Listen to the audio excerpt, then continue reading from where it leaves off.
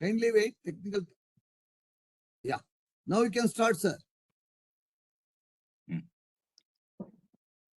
So, Yes, sir. Good evening, sir. So I will Bharathraj will introduce you. Okay, sir. Then you can. Yes, sir. Yes, sir. Okay. Please, sir.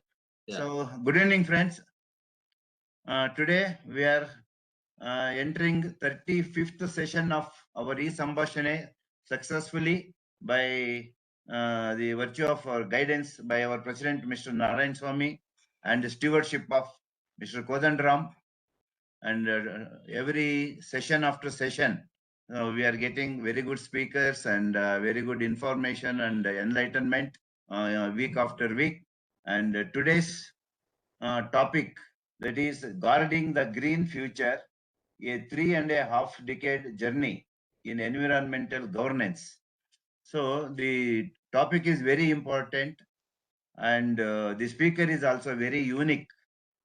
So the today's topic being environment, which we are commonly aware of, but we don't know the intricacies involved in the environmental governance nowadays. So what is environment? Environment is what is surrounds us, which includes land, water, air, and living beings, both animals and human beings. So all these things form environment. And as long as man had coexistence with environment, we didn't have governance. We need not have governance. Now, why governance is required? Because of the abuse or onslaught on the environment. Governance is required. In our childhood, we didn't hear the terminology as environmental governance and all those things. Of late, we are hearing this environmental governance at international level, and some code of ethics or code of this thing on the environmental front. So, as I said, the environment includes land, air, water, animals. So we started abusing land. We are putting a lot of plastic elements into earth, and we are damaging the quality of earth. And water pollution, I need not tell. Air pollution also, I need not explain much this thing. And animals. So because we are cutting plants, and there are a lot of deforestation, animals are entering our towns and villages, and earthworms are disappearing from the land. Sparrows are disappearing from our life. So all these results of abuse of environment in our day-to-day life. And so governance was required. And what are the issues related of late in the environmental sector is climate change, pollution, all sorts, depletion of ozone layer, deforestation, rising temperature, both sea and weather, and unpredictable weather situation. So all these things are the issues related to present day environmental issues. And what are the remedial measures? As a layman, I can tell, switching over to renewable energy like solar, wind, biofuel, preserving water and forest, avoiding plastic, and proper recycling of waste. So all these remedial measures are required. So as a layman, when we know only this much, our today's speaker, Mr. Mahesh Thimmaiah, is going to give his deeper insight into the topic. Mr. Mahesh Thimmaiah is a absolute authority on this subject, because he has gained knowledge and expertise on technical front as well as on legal front. Because Mr. Mahesh Thimmaiah is a graduate in civil engineering and a master's in environmental science from Mysore University, and he is equally qualified on legal front by holding a postgraduate diploma from National School of India University on environmental science, and a Bachelor of Law from University of Karnataka Law University. So that way, he is an authority on technical side as well as a legal side. That is how he has become a perfect and absolute authority on the topic which he is going to address us today. And Mr. Mahesh Thimmaiah has got a lot of accreditation to at a national and international level. I have got a booklet size of inputs for his achievements and performance and experience. But to be precise, I have converted an essay like his profile into an precise. Mr. Mahesh Thimmaiah sir was selected as a fellow of the UNEP, UNESCO BMU, a postgraduate program conducted by SIPSEM, Germany, and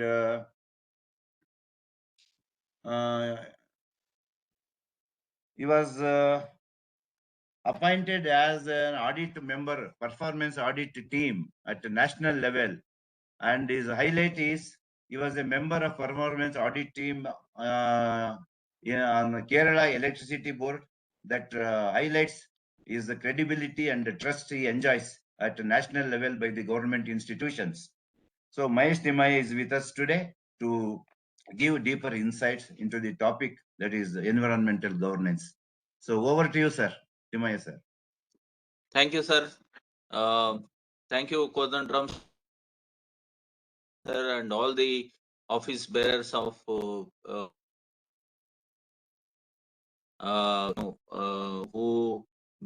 have given an opportunity to come over here and share few of my thoughts on the subject of environmental governance, sir. Actually, sir, actually, I'll make this program more interactive one. Let us have more discussion because you are all learned, who have got a vast experience in many government-related aspects and also governance-related aspects. So definitely you would have cut across the environmental issues at one or the other point, and definitely you might have experienced the taste governance also. So to start with, actually, I would take you way back to 1972, because I also joined your group in the last session, actually, wherein these international laws were deliberated and given a very good overview about the international the developments as far as the environment conservation and management is concerned. That gives me an idea that you people are fully aware of the international, national, and also local related the issues connected to environmental conservation and management. Sir, actually, the environment itself has been very well defined by you, sir. Actually, Bharathraj sir, while giving the introduction, it is a very what is environment has been clearly defined. I think all the participants definitely can visualize actually what is environment and what is the role of human being and also the other living forms and non-living forms in the whole environment system actually. Just to give an idea, prior to 1972 Stockholm Conference, no country, especially India, we were not having any specific legislation the pollution or environmental aspects actually. Of course, we had forest related laws and all, but especially for pollution control, whether it is water pollution control, air pollution control, or even for that matter, the waste management, we were not having any specific legislation. Then how we were governing the environment actually, you can just imagine prior to 1972 it is all common law remedies were used for the conservation of environment. Case laws were used for management of environment. The judgments were used for management of environment and conservation actually. So though there was bits and pieces in Indian Penal Code and Criminal Procedure Code, mentioning that nuisance and negligence, all these things were there. And the law of tort was also there to handle the environment related issues to a limited extent, actually. But as such, only after 1972 conference, conference on human environment, India, in fact, enacted the Water Prevention and Control of Pollution Act in the year 1974. Actually, even to manage the entire pollution related issues, there was no specific department or an organization, actually, both at the national and at the state level or at the local level. Actually, all these issues were find place in municipal acts or Indian Penal Code or even Criminal Procedure Code. All these laws had a little bit of provisions to address the pollution control in the form of nuisance, negligence, and trespass, actually. That's how this evolution of environment law started. And the first and foremost act enacted in India was the Water Act 1974, actually. As name suggests, actually, it is an act passed by the parliament. Because it's water is very important aspect. Central government, that time realized that there should be a law to manage the water pollution with an objective to ensure wholesomeness of water. That was the the broad objective or a long-term objective to maintain wholesomeness of water. And at the same time, another objective is to establish the state pollution control boards. Actually, how these state pollution control boards have been established, if you just think, there was no board actually as such, or a statutory body prior to 1974. Only in the Water Act, provision has been made to establish the pollution control board to enforce the various provisions of the Water Act 1974. That's how these pollution control boards and central pollution board have come into existence, actually. The central pollution control board is an apex body, in fact, established for a very purpose to guide the central government on various water pollution related issues and draw a program pan India to manage the water pollution, actually, and also extend technical support and coordinate with the state pollution control board. Actually, that was the mandate of the central pollution control board.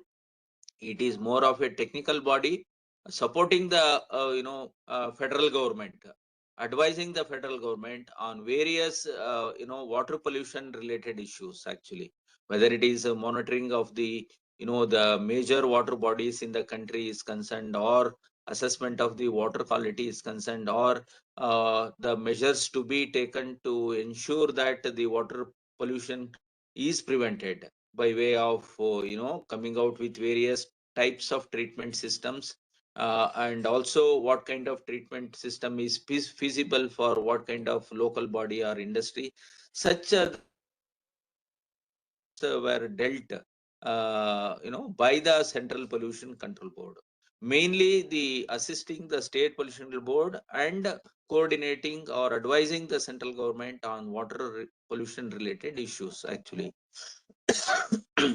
So that's how the central pollution control board came into existence. At the simultaneously, many states have established their own state pollution control boards, similar to the central pollution control board in Karnataka. 21st September 1974. On that day, the state pollution control board of Karnataka was established. Similarly, other states have established on different years and dates, actually, depending on the political setup at that point of time.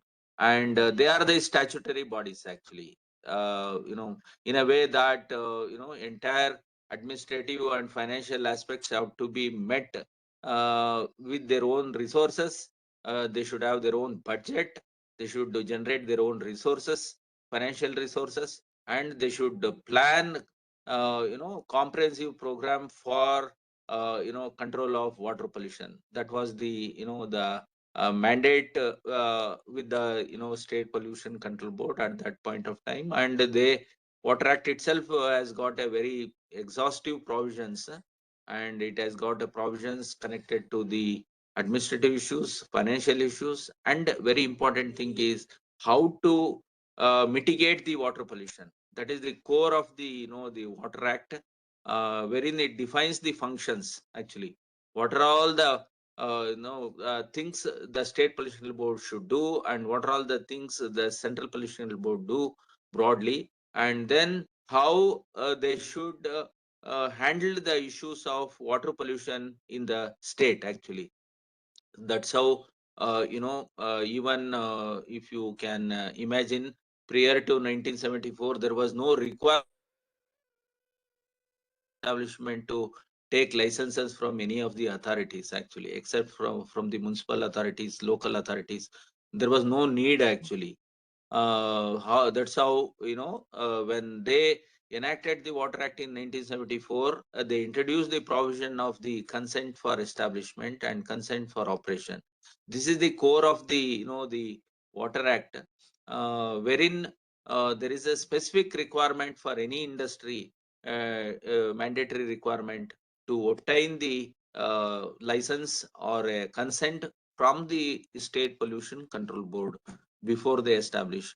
Once they establish, then they have to fulfill many of the conditions stipulated in the consent for establishment with respect to the generation of the wastewater, quantity and its quality, how the treatment has to be done for that particular type of wastewater, and what kind of standards to be followed before they discharge any of the water pollutants into the environment. All these aspects are covered in the consent mechanism actually.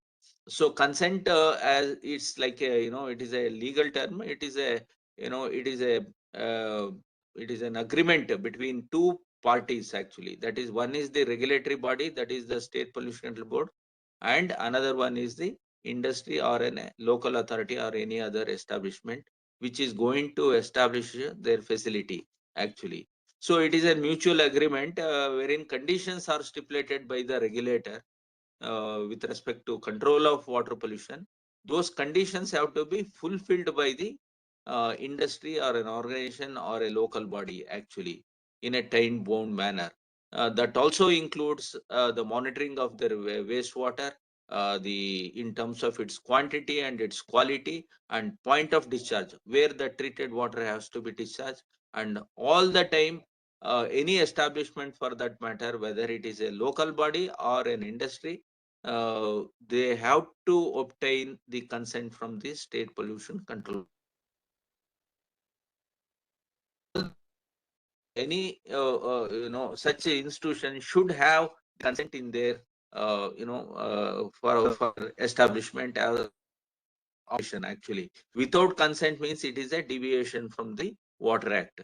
And there are certain provisions built in the act to penalize the industries, penalize the organizations, and also prosecute the such establishments actually. If they don't operate without the consent from the State Personal Board, it is treated as violation, and it invites action, penal action, and under the various provisions of the Water Act 1974. This is how these uh, State Pollution Control Board started functioning from 1974 with a limited manpower. Actually, that time industrialization was not up to the up to the mark. Actually, the very big public sector companies were there, and then supporting the public sector companies, small establishments were there. They were actually doing the job for the public sector companies, and big companies were also established in the private sector.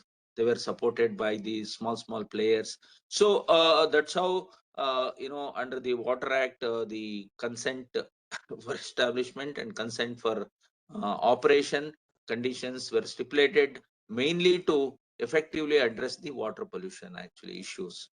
So of course, then once the state boards are established, then comes the a very important mandate of the state pollution control boards. What do they do actually? So that means regular inspection of the industries or establishments, and regular monitoring of their effluent and emissions, and also guiding or initiating action for non-compliances. These are all the regulatory provisions contract for the state pollution control boards actually.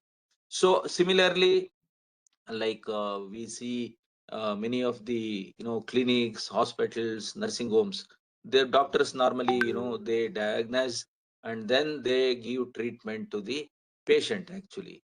Similar system is exists in the state pollution board also. There is a technical wing which take care of visiting the facilities, evaluating the systems there, the processes and the waste generation part and the treatment system part. And at the same time, once they draw the sample, that sample has to be transported to the laboratory for its analysis. That means like it is like a diagnostic center actually, wherein equipped instrument, fully equipped instruments, and the methods will be there to evaluate the quality of the wastewater being treated, and then what is the quantity of wastewater generated, and if there is any deviation from the stipulated conditions in the consent order. Say for example, COD should be less than 50, BOD should be less than 10, then suspended solid this suspended solid 100, like that. These are stated in the consent order. So all the time, the industry or establishment has to run the treatment facility to ensure that these standards are complied with all the time. If a regulatory body goes and draw the sample from that particular industry, and after testing it comes to know that the effluents are not meeting the standards, then corrective action has to be taken by the establishment. They have to rectify the defect and then ensure that the compliance is achieved in a time bound manner actually. That's how this corrective action and then preventive action and all is being addressed in the law itself actually. So that way, one is the technical wing of the state pollution board is a very important thing. They in fact have to identify where exactly industry is going to set up their facility, whether it is away from the water body, whether it is away from the habitation, whether it is away from the the national parks or wildlife sanctuaries. All these aspects have to be taken into consideration at the time of establishment of industry. That we call it as a siting guidelines actually. So any industry to establish their facility, there are set of guidelines stipulated. So they have to establish, suppose if they want to establish a facility in designated industrial area, so designated industrial area should have been approved by this regulatory body, or a the other industrial development agency, so that the development of industry takes place in a orderly manner. And the government also has got the time bound mandate that such industries do have the treatment facilities in the industrial areas, whether it is a common facility or individual treatment facility. If the small scale industries are more, MSMEs are more, if they are not able to establish their own facility for treatment of the wastewater, in such cases, the homogeneous industries can come together, set up their own common treatment facility, so that their effluents are handled in an effective manner. So either individually industries can establish their own facility, or combinedly they can establish their own facility. Or now actually there is a concept called common effluent treatment plant. Any entrepreneur for that matter, he can establish a treatment facility on behalf of industry, and he can charge a certain amount to the industry for having collecting their effluents and transporting their effluents and treating their effluent. So these kind of arrangements have evolved over a period of time. But the point here is actually when they established the state pollution board at that point of time, very important objective to ensure the wholesomeness of water. So that is whether it is a river or a underground water or any the lake or a tank or anything. So the very purpose of the Water Act is to arrest the pollution of water bodies. Actually, that was the long-term objective they kept at that point of time, and this is the mechanism they used to control the pollution from industries and the local bodies. As you can see, actually, after 1974, actually, there was no such method of monitoring of water bodies on regular basis used to take place. Actually, only after 1972 Water Act, the rivers, the lakes, the tanks, and also underground water, the State Pollution Board started monitoring, actually, identifying certain important strategic locations at certain points in the river stretch, and then they used to monitor, draw the samples, monitor the water quality, and they used to publish what is called as the water yearbook, something like that, yearly. So even today, the Central Pollution Board publishes the water yearbook every year, actually. So that is a pan-India, the status of water quality of the actually. It covers major rivers, tributaries, underground water, and also the major lakes of the country, actually. So what is happening is actually because of introduction of various programs for monitoring of the water quality, say for example global environmental monitoring system, that was one of the program they introduced in 1974, and monitoring of Indian national aquatic resources, minars, actually, monitoring of Indian national aquatic resources. And then they clubbed these two together and they call it as quality monitoring system, actually. They call it as National Water Quality Monitoring System. Under this, they monitor through the state pollution boards nearly 600 locations in the country. 6,000 locations in the country, covering major rivers, tributaries, and the lakes, actually. So that's how. What is the importance of these water quality? If you ask me, water quality is very, very important, actually, to know the health of that particular water body. Actually, if we know the health of the water body, then we will come to know pollution, whether it is a local body pollution, that is sewage getting into the river range system, or whether it is an industrial pollution, actually, whether any toxic metals are released from the industries and they are accumulated in the river, or they are impacting the aquatic life in the river or tributaries. So to know and understand all these problems, actually, water quality is very, very important. And Water Act as such has got a very vast the functions, actually. Under this, actually, the treatment schemes required to be required to be evolved for proper treatment of different types of wastewater. Say for example, now if you take the sewage itself, actually, uh, what was sewage in 1974? Solid waste 1974 is not the same solid waste we find now, actually, because a lot of developmental aspects have taken place and a lot of changes have taken place in the life stage, actually. For example, if you say the number detergents, the disinfectants, what we use in the household, actually, it is alarming, actually. You can't have that same treatment system what you planned in 1974 to treat the same in the wastewater of today, actually, because it contains a lot of chemicals, pesticides.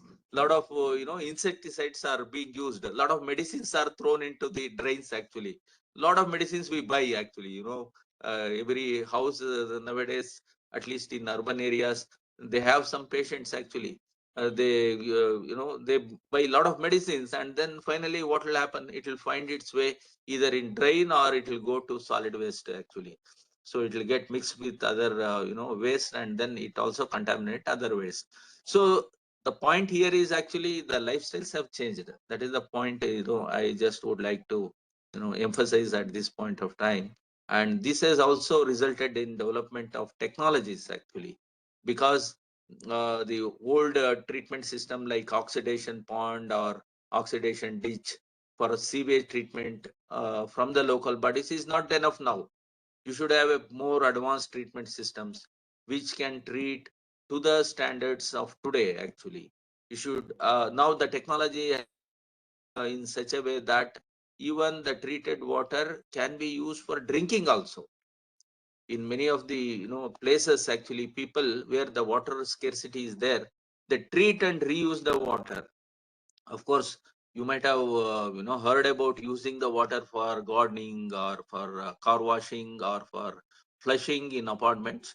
That is common thing, and also in some places they use it for construction.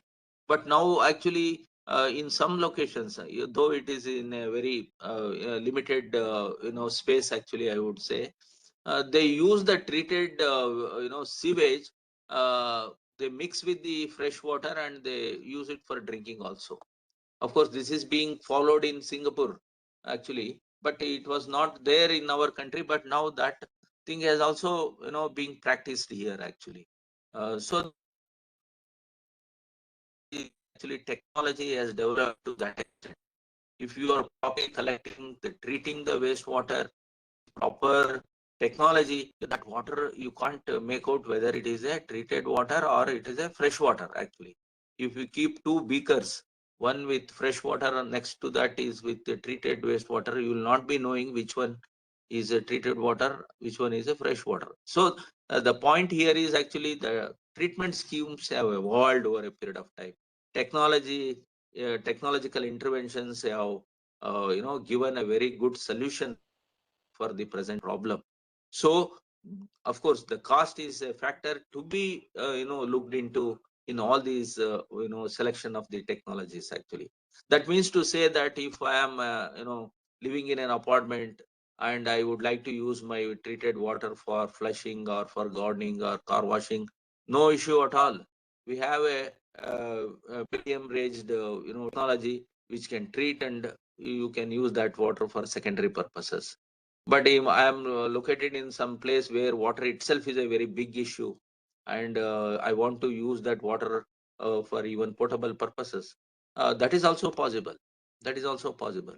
But you have to invest more money on the technology, and you have to controls actually, because you are using it for the portable purposes.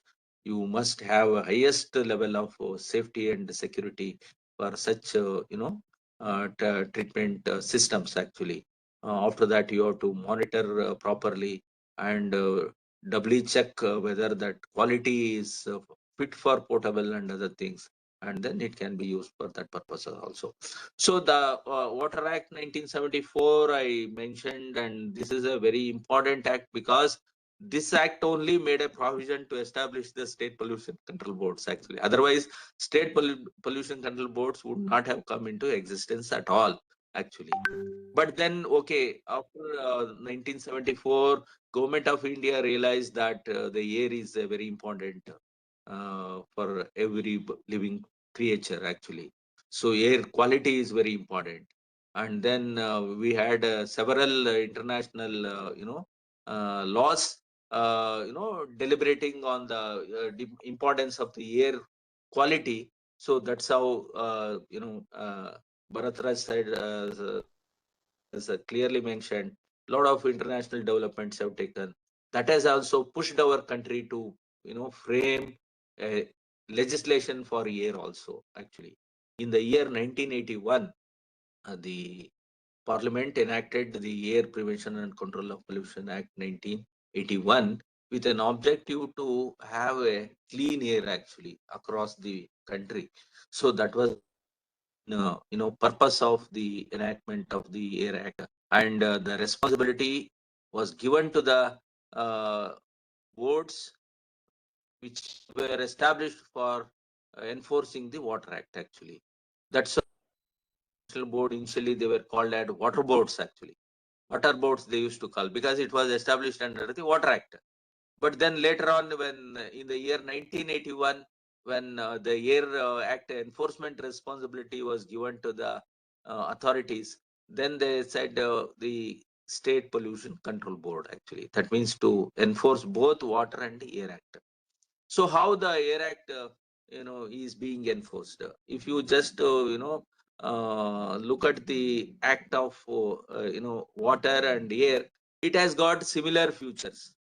All the provisions are there. Only thing is actually Water Act has got about 64 sections and Air Act has got about 54 sections.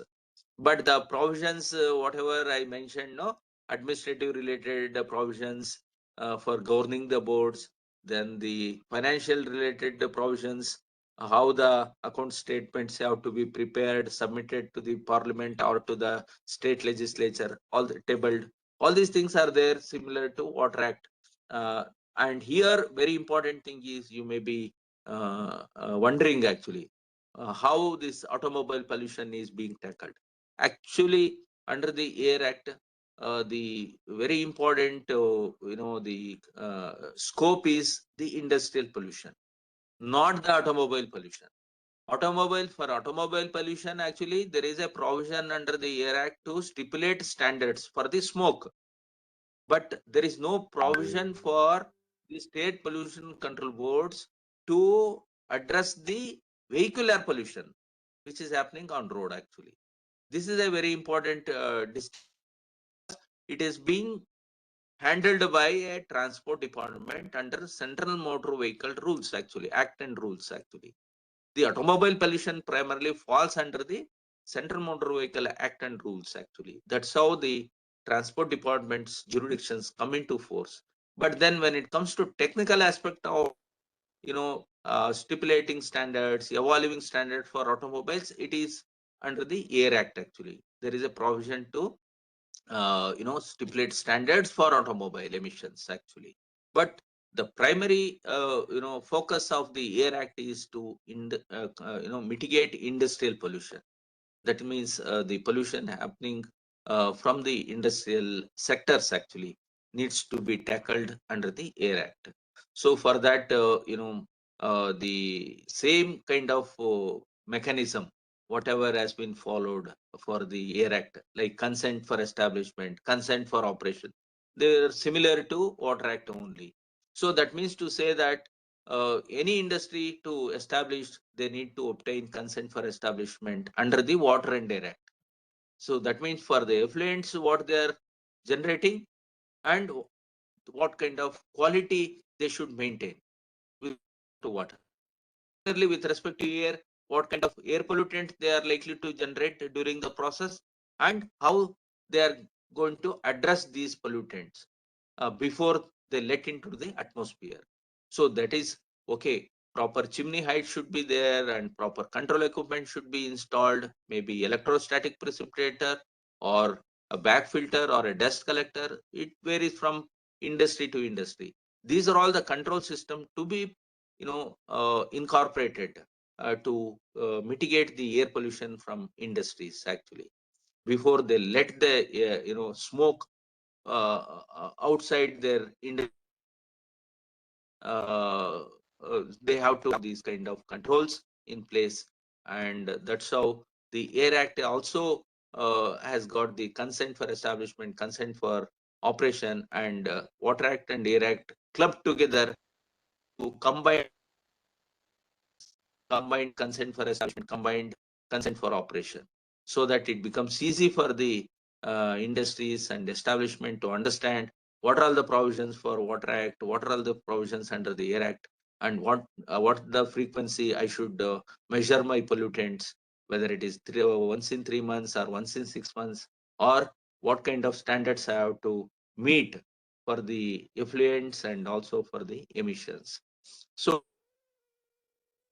inbuilt provisions and the functions of the state pollution boards are also there to evolve the standards for the emissions and for the various environmental pollutants like particulate matter. What should be the limit before they let into the atmosphere? Say, for example, 150 milligram per meter cube. That means in 1 meter cube actually of air, the pollutant concentration should not be more than 150 milligram. That is the meaning of it actually. Say, for example, in case of water, we say that BOD should be less than 10 milligram per liter. That means what actually? Your treated water, the BOD, when you draw the sample, take it to the laboratory and analyze it, BOD value should not be more than 10 milligrams. So that's how the standards are being stipulated.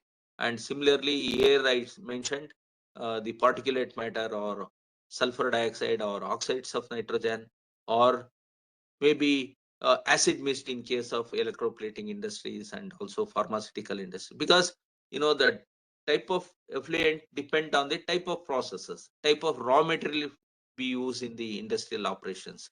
That's how these one side we get the products, another side we get some byproducts, and other side we get the waste actually in the form of a solid, semi-solid, or in the form of air emission, or in the form of your liquid effluent actually. So that's how these pollutants. Now the concept of the tackling pollution, when we talk about in the last 50 years actually, from the year we enacted the Water Act 1974, we are in 2025, 50 years we have crossed, and the yesterday, in fact, you might have read in newspaper or you might have seen online also. This celebrated 50 years of their existence actually. Yesterday, big function was there in Palace grounds, and day before yesterday, 18th, they had a seminar on the circular economy and sustainable development actually. So the 18th they had the national conference on the circular economy, and 19th yesterday they had a mass program to celebrate 50 years of their establishment actually.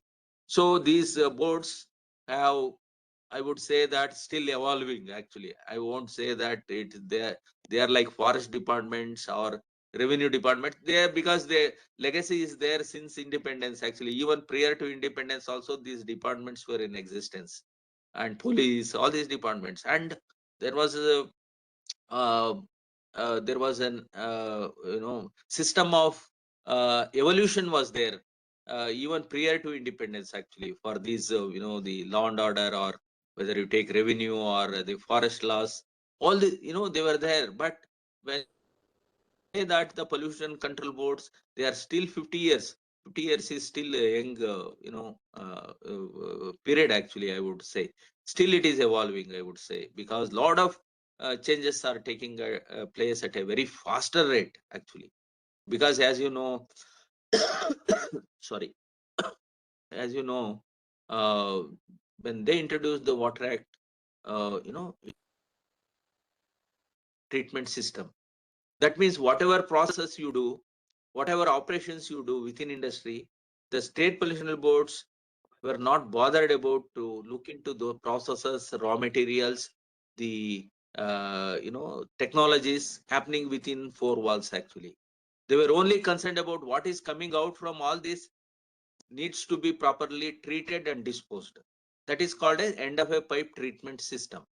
And they have to meet certain norms actually before they let into the the environment, whether it is to water body or to the land or recycling or whatever you call it. But that was the concept. End of a pipe treatment system used to be followed actually. But then now things have changed in 50 years. People think about circular economy. People think about sustainable development. People think that waste is not a waste, it is a resource. You have to, generate revenue out of the waste actually. In every, industry, establishment, household, an organization, people think that wastewater you should not let out from the apartments. You should treat and reuse because water is scarce commodity. You can't have fresh water for everything actually. You can use that water for drinking, and then for potable purpose, yes, fresh water is needed, but not for toilet flushing, not for car wash, not for many other construction and other things. So that things have changed or evolved over a period of time, and parallelly technology has also evolved, and then made our life a little simple actually. So wherever people can afford, they can have a good treatment system. They can use the resource, the waste for generating the resources actually. And that is the kind of thinking now going on. But at the same time, what is happening is the population. For example, if you look back, the population in 1947, at the time of independence, it was 361 million. But what is the population now? We can't even imagine actually. So much of population, so much of urbanization, so much of influx of population from rural areas and other cities and other states to cities like Bangalore. That is happening at a very alarming pace actually. And the current infrastructure is not in a position to cope up with the, this kind of migration, and the resources are under severe stress actually, whether it is your water, whether it is your infrastructure, whether it is your air. It is all because, you are not planned for such eventualities actually. That's how these are under a very, very severe and in a very limited area.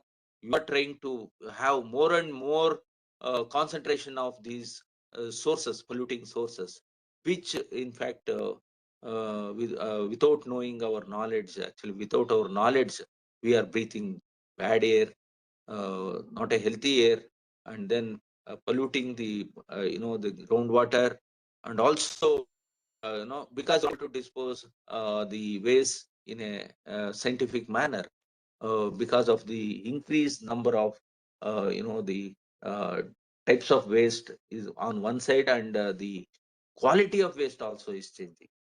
What was garbage earlier, 1974, or this thing, now you can't even imagine. You will find everything, pesticide, tablets. You will find the disinfectant, everything in your garbage actually. People throw everything. If they don't know what to do with that, actually they buy everything, and then after they find that, how to dispose. They don't have any mechanism necessarily to they dispose to garbage only. People face a lot of difficulty in such waste, and they themselves establish the dry waste collection centers for wet waste. There is a stream like waste composting. But in spite of all that, actually, quality of wastewater or quality of other solid waste and other waste has become a big challenge for the mankind actually. So that's how, sorry, sir. That's how, our R&D, our they have to look for these kind of problems and identify some solutions. They have to come out with solution for proper management of the waste actually. There is a lot of scope for that actually.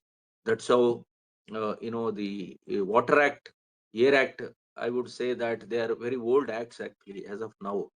But then after 1986, the Environment Protection Act, different types of rules were framed for different types of waste actually. For example, we never heard of anything called the hazardous waste in the year 1974 or 1981 actually. Hazardous waste means people, we only heard about that is your solid waste, garbage, is it not? So garbage is the we waste we heard. The even hospitals used to dump their waste. Electronic waste used to be dumped there. Plastics and other waste, battery, everything used to be dumped as a solid waste in the with the garbage. Actually, they dispose with the garbage. But then after 1986, the Environment Protection Act, they noticed that internationally people were disposing the waste, especially developed world is disposing their waste in developing world. Actually, I I was one of the participant in one of your webinar 10 days back. Speaker has given a very good overview how the waste were transported from one country to other country in the pretext of byproduct or even product, and they used to dump in their country. These things were happening in a very very haphazard manner actually, and there was no control at all. That's how this Basel Convention was mentioned by the last speaker. Actually, given clear objective why transboundary movement of waste needs to be arrested. That has been made it very clear in the Basel Convention.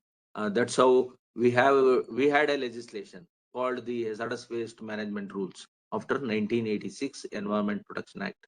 Hazardous waste rules came into force in the year 1989 actually. After 1986, the Environment Protection Act. So it states, okay, these are all the category of waste, considered as which has got a high calorific value, high toxic value, high, permeability value. All these, leachability, all these parameters they considered and they called it as a hazard. Immediately it catches fire and then it destroys the environment.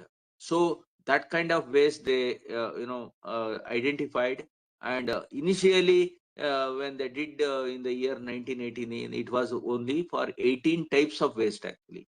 So 18 categories of waste they identified. And then afterwards, state pollution boards were given the same responsibility because they were handling the Water Act, Air Act.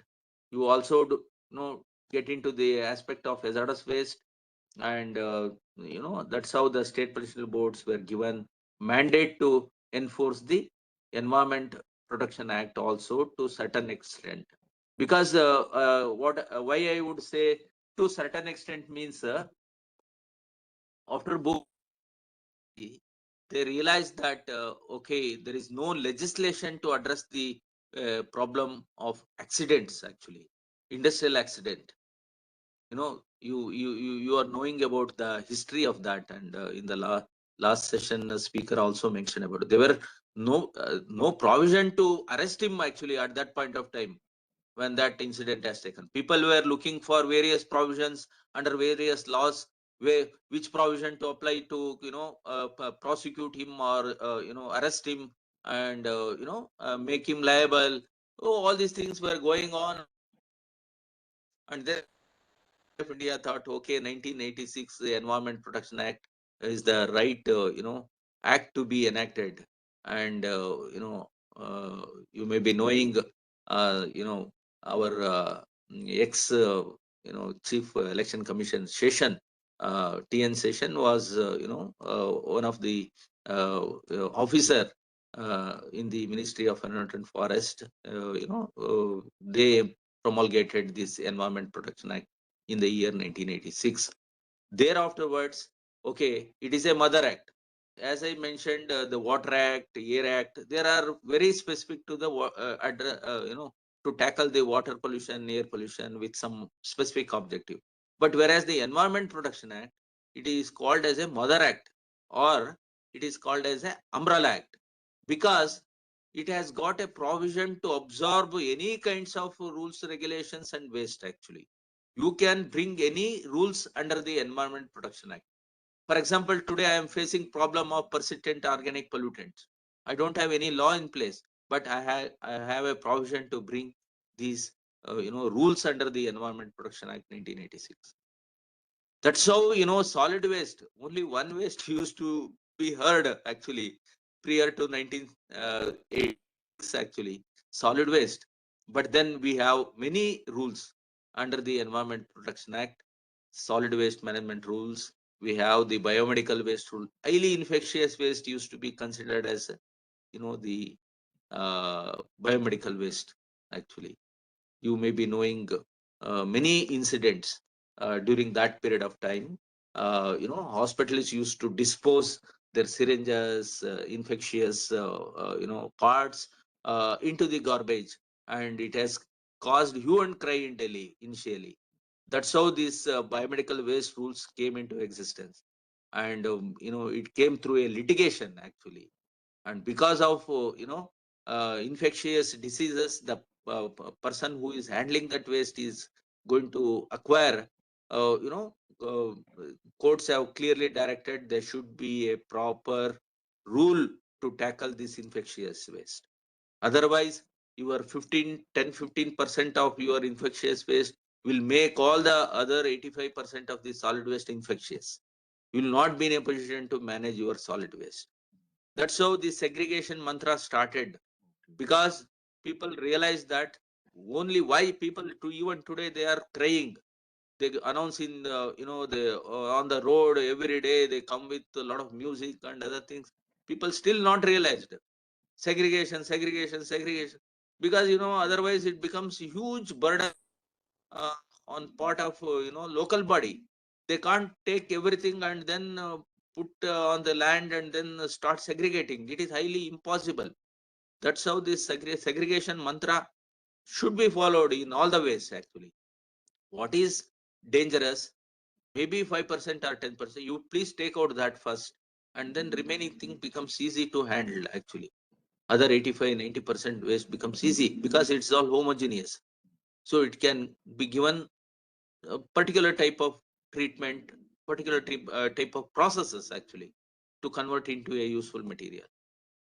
So that's how after 1986 the solid waste rules, the biomedical waste rules from the healthcare establishments and veterinary institutions, and then we had hazardous waste rules generated from the industrial operations, and then we had the plastic waste rules. Again, plastic is a big menace. They realized, they came out with plastic waste management rules. Then they realized that electronic waste technology is developing at a very faster rate. People are using mobiles left and right, computers, laptops, then the washing machines, and then household electronic items, dishwashers, that, this, and all. Then what to do with that? After a shelf life, you have to dispose somewhere. It used to go to scrap vendor, and then you used to take only some good quality, material from that, and then other thing they used to dump in the solid waste. So because the responsibility definitely is on the local body. Everybody says I am a taxpayer, and it is the responsibility of local body. Whatever you do, finally it ends up in the solid waste. If you don't find any other ways to dispose, because uh, in the guise of recycling, people take your equipments, everything. They take only the good parts from that, which has got some value. Other things they dispose in the night here and there, and then throw it in the lake bed, or they dispose in some valleys and other things. These practices are going on still. So that's how different types of waste, they realize that needs to be segregated, and separate management practices to be adopted for different types of waste, so that it becomes easy for handling, easy for management of the waste, particular waste, so that you are not put into a great problem in terms of your resource management, or in terms of your infrastructure management, in terms of your space, and in terms of your responsibility. Because polluter pay principle, as we all know, that these things have become law of the land during that period itself. Supreme called polluter pay principle, precautionary principle. Before you take up anything, you please understand that if that particular process or that particular material can be, properly, scientifically, back after its shelf life, then only you go for that. Otherwise, precautionary principle says if you don't know about the technology, nothing, you today you are bringing all this, technologies, and you don't know what is going to happen. Like our Montreal Protocol, so Montreal Protocol, ozone, is it not? Stratospheric ozone. If you, when they identified chlorofluorocarbon, that at that point of time it was a big, technical innovation. Actually, people across the world, they welcomed that. Actually, that is the best, substances they identified for air conditioning, firefighting, and other things. But then after 40 years, they realized all your CFCs have gone to your stratosphere, and then started disintegrating ozone layer, and which was protecting naturally our Earth surface actually, and we were all safe because of that. But then we realized that okay, our own acts have caused such a damage, and now people are suffering because of that. And then, so the point here is actually precautionary principle. I am trying to explain that one. Whatever you do, whatever invention you do, ultimately, if you are not sure what is going to happen at its shelf life, after shelf life, then you better not to venture into it. That's what it says, precautionary. Mahesh, sir, one request. We are Yes, running sir. out of time. Yeah, please. Sir. Sorry, sir. Actually, I am in the flow. I have consumed a lot of. We have enjoyed your talk. Time. We have got our environmental lessons very well. Yes. We are proud of you. Yes. Very you useful. You have muted yourself. Unmute yourself. Very useful talk. Yeah. Kindly unmute, sir. Sir, you have muted. Yes, sir. Please go ahead, sir. In a couple of minutes. Yes, sir. How much time I have, sir? Another 1 minute. And then question okay, answer. Sir. Okay, sir. Sir, actually, yeah, it is, I am thankful to you because reminding me, because if I start speaking, still I am, running with only one slide. I don't know whether all the points have been covered or not. I'm sitting in front of my system, and for 2-3 points slides only I are was not able required, to sir. note. You have made the picture Sir. visible. We don't require slides. We have gone the journey along with you. We could make out how Indian environmental journey, starting from Stockholm till now. You have explained us very well the various types of waste management rules, which in customs also we are implementing. You have taken the whole journey in a very beautiful way. There is no need of any presentation. The way you spoke, that itself is very good. Please, sir. Thank you, sir. Only one point I just would like to mention at this point of time. Actually, we have completed 50 years of our existence as state pollution control boards. Of course, now I am not with the pollution control board, already retired in 2024. But the challenges are more actually. Challenges are more, and the pollution issue is one issue which cut across all the sectors. You don't, you can't say that I am. Yes, I am out of this environmental pollution.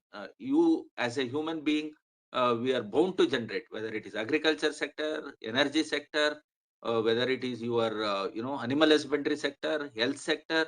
All these sectors develop, generate the waste actually. And my only request is every sector should have their own system of addressing the pollutants generated by them.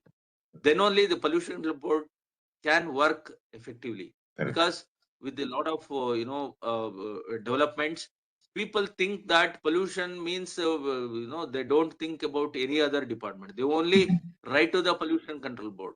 Hundreds of complaints, grievances pouring into the pollution control board. They themselves will not be in a position to properly to link to proper provisions.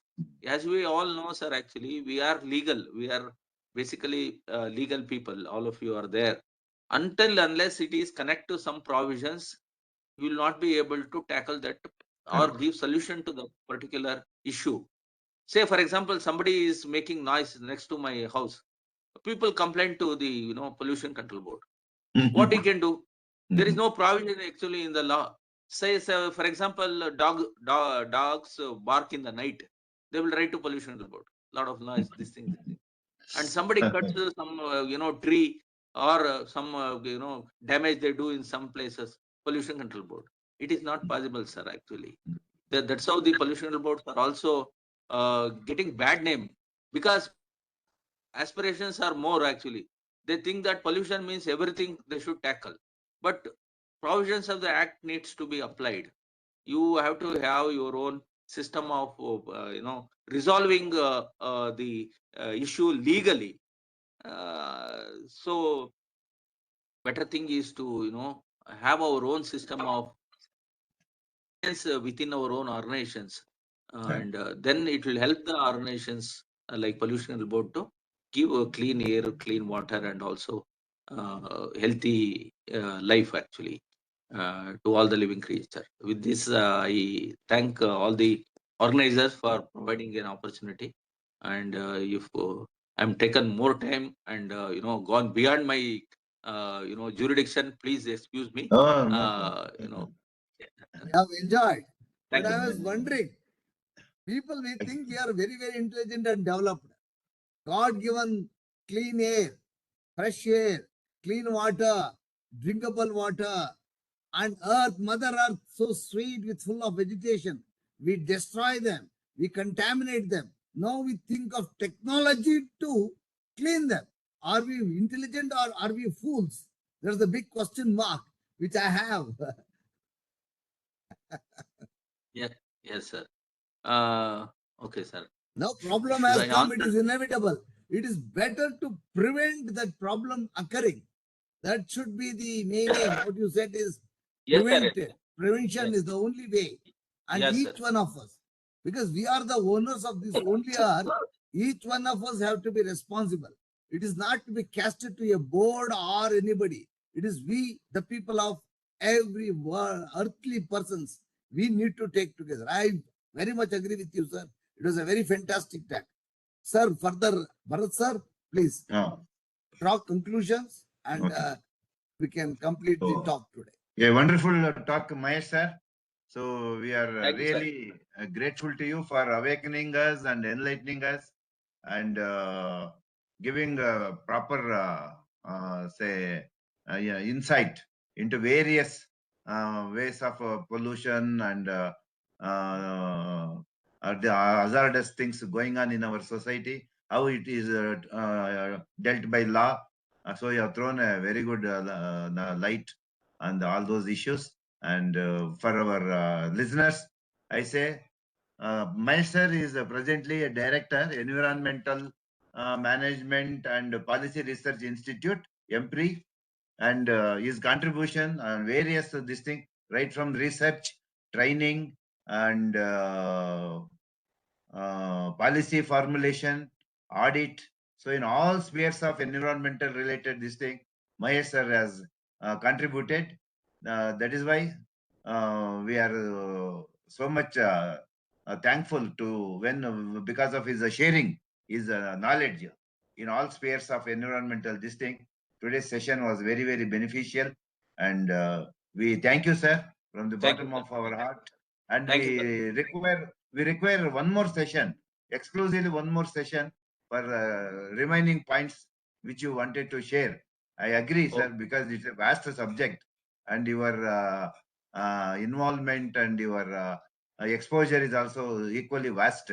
So we require one more session to listen to you, sir. We hope that you will be with us for one more session in future.